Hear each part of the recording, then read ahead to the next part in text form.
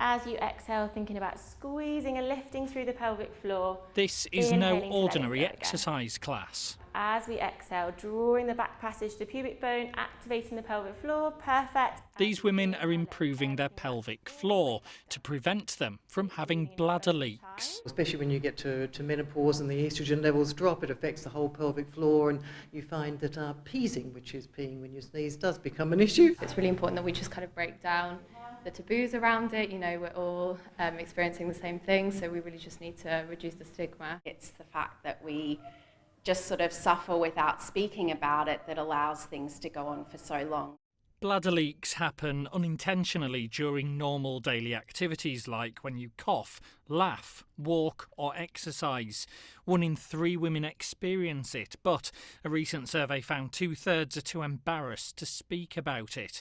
Nearly half said bladder leaks affect their confidence. A quarter said it influences how they dress and their fashion choices, with 40% of women between the ages of 51 and 55 saying they're constantly concerned about it. Natalie Silverman first experienced it in her 30s when she was getting fit for her wedding. It was just something that I was noticing more because I was really upping the intensity of my exercise. I've always been active.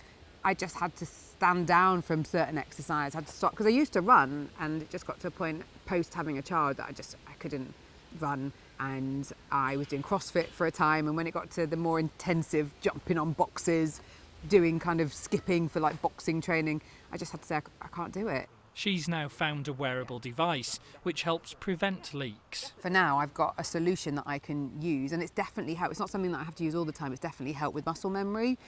So I just have an added confidence, and it's less than that anxiety. So I, in general, feel better. And I've started the conversation with other people and told other people about what is available. And that's the aim, really, isn't it? Is to get it spoken about, because it's not.